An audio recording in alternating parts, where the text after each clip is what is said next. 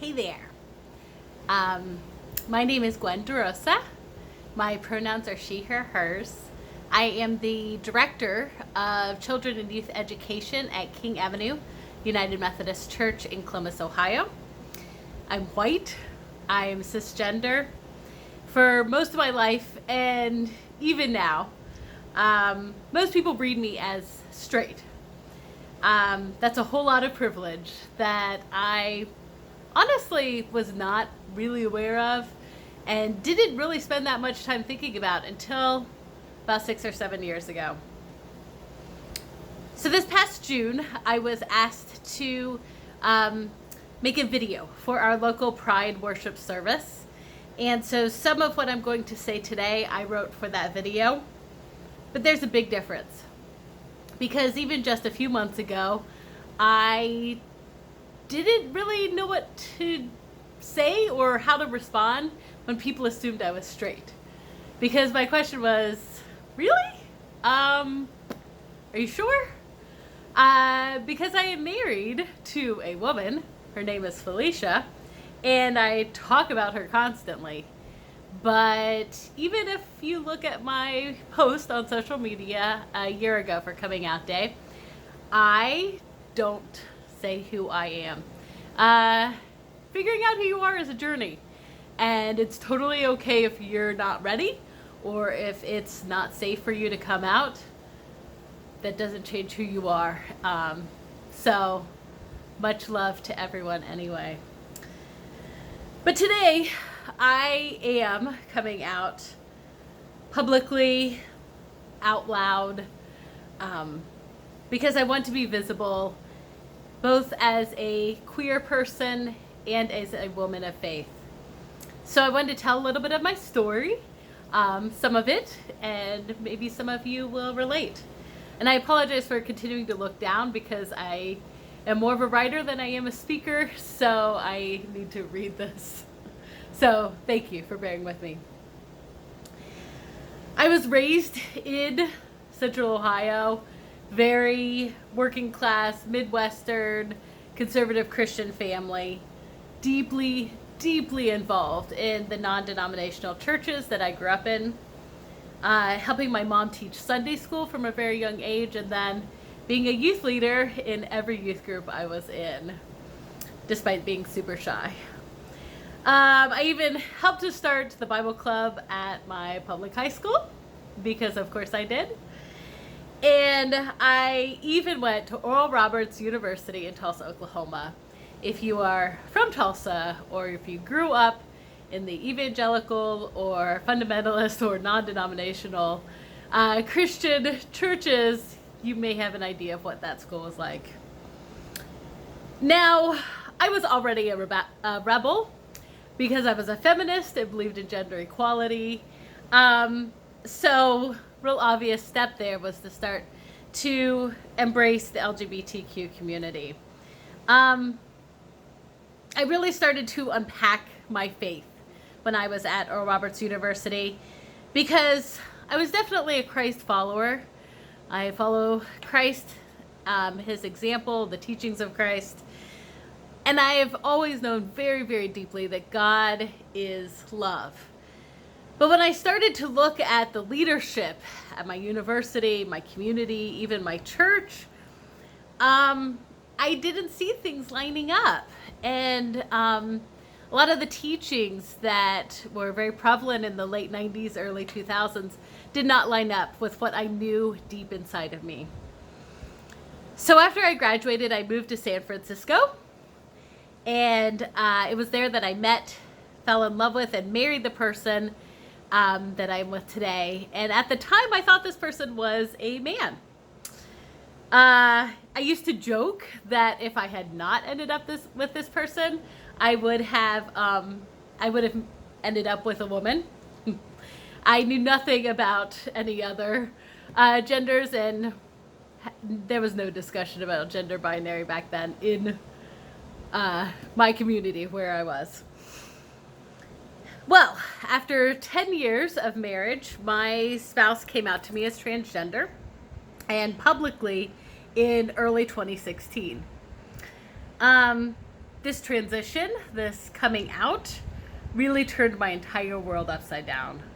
When Felicia and I came out, much of my family, very, very conservative family, and relatives just cut us off completely and immediately. No discussion.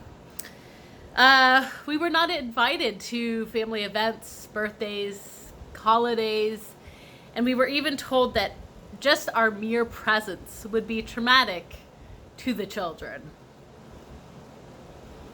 So for a while, I really felt like I had lost everything. I had lost my husband.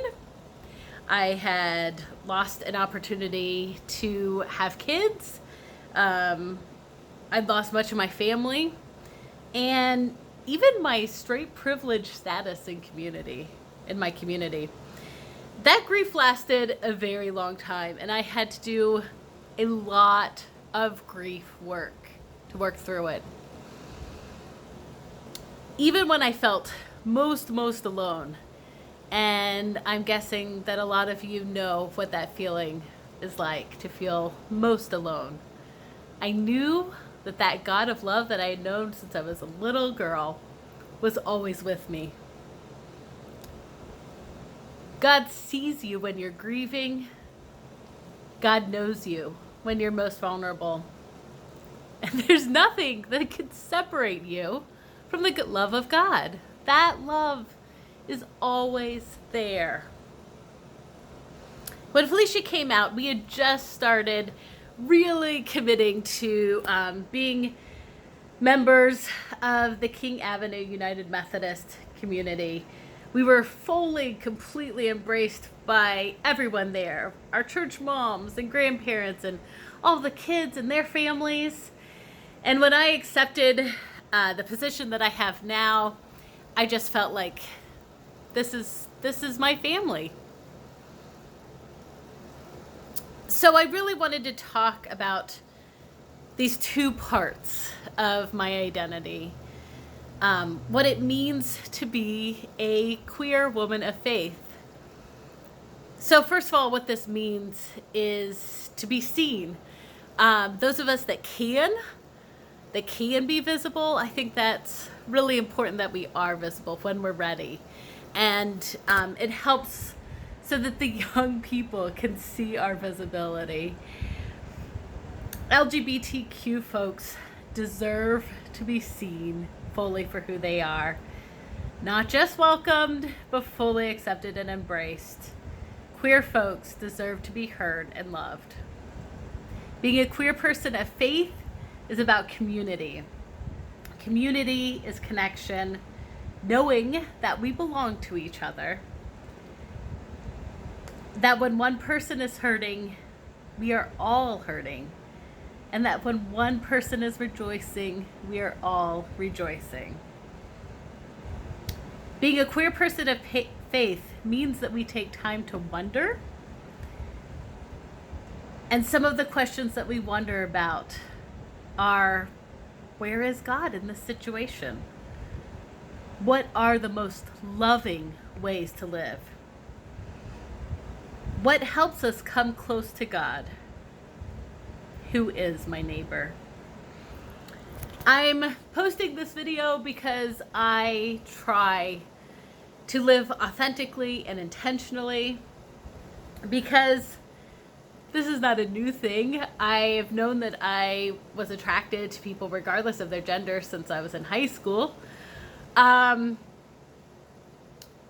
will always work for inclusion, work for the rights and protection of people like my wife, of our incredible transgender, gender nonconforming, and non-binary community. And I absolutely refuse to let loud conservative Christian leaders pretend like people of faith like me do not exist. When they try to erase my identity and push my voice to the margins, I'm just not going to let that happen. Being both a queer person and a woman of faith is important to me. Both of these identities are part of who I am. So if you're wondering, can I love God and be queer? Yep, you sure can. If you're not sure about God's acceptance of you, I want to tell you that God has a chosen family for you. God will give you opportunities to be a parent to someone, to be a sibling, to be a child. God desires for you to be connected and to belong. You are a beloved child of God, and I love you.